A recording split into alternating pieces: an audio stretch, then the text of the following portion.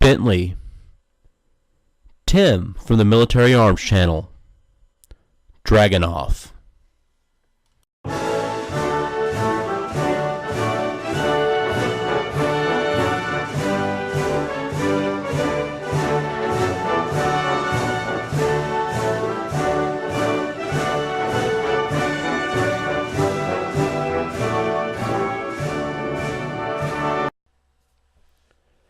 Welcome to the Milsurb Mike channel.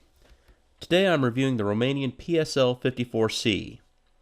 Due to the thumbhole stock and the use of the same 7.62 by 54R round, the PSL is mistakenly called a Dragunov, yet there's not a single component that can be exchanged between the two rifles. But to talk about the PSL, I must first give some background on the Dragunov. In the 1950s, the Soviet Union decided they needed a squad support rifle that would add the long-range capability lost to ordinary troops with the advent of the submachine guns and, of course, the AK-47. Mosin Nagant PU sniper rifles were still in use for snipers and designated marksmen.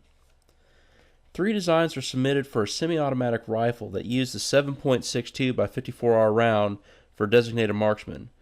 One by Alexander Konstantinov, one by Sergei Semenov, famous for the SKS, and the winning design by Yevgeny Dragunov. The SVD rifle was adopted in 1963, and the intent was to deploy an SVD-equipped designated marksman at the platoon level.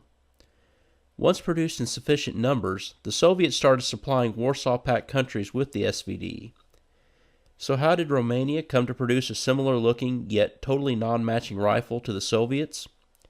Well, in 1968, the Soviet Union and other Warsaw Pact countries invaded Czechoslovakia, because they toyed with liberalized ideas such as freedom of speech, media, and travel. Romania refused to support the invasion. Nicolae Ceausescu gave a speech criticizing the invasion, and from this speech resulted the Patriotic Guard to thwart a possible Soviet invasion of Romania. This, of course, became an apparatus of the Romanian Communist Party, which in later years was used as a tool of repression against the people.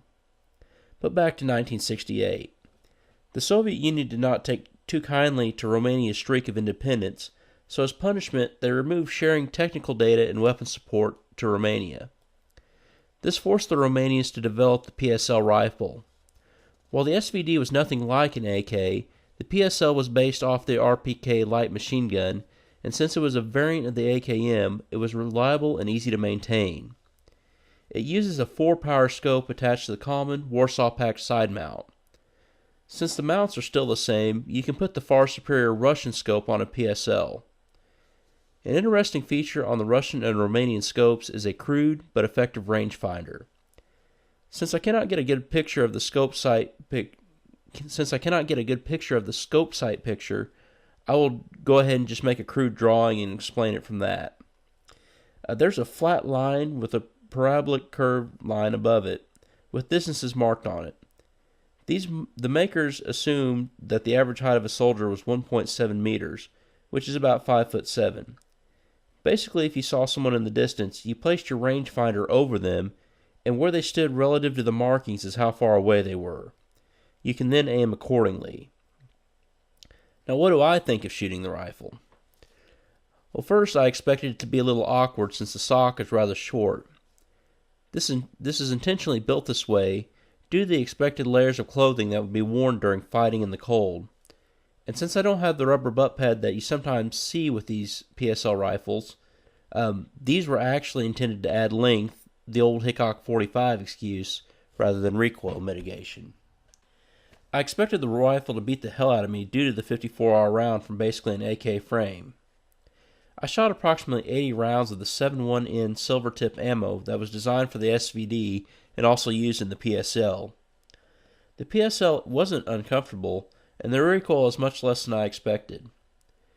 I definitely did not have the strawberry on my shoulder that I had after filming the Gewehr 98 and K98K videos, where I shot 100 rounds of surplus 8mm Mauser ammo that day.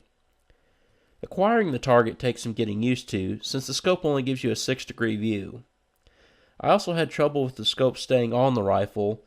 As I learned the hard way, you need to slide it on from the back, not the front. While I kind of feel like an idiot showing you this footage, I hope that someone who obtains a PSL without the instruction book might learn from my mistake. Overall, I enjoyed shooting the rifle and look forward to getting it to the point where I might take it deer hunting someday. If you like what you see, check out some of my other videos and give me a like, comment, and subscribe. Before I go, I have a question that I'll let you guys decide the answer to. The different colors of the furniture and stock on the PSL kind of bug me. So, I have a question. I'm going to put a comment below. One for a Russian red, one for keep it the same. Give me a thumbs up on which one you would think I should do.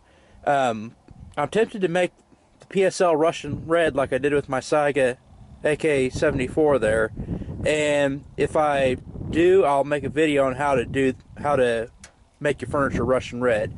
So again, should I leave it the way it is or should I make it Russian red? I'll let the top vote decide. Thank you.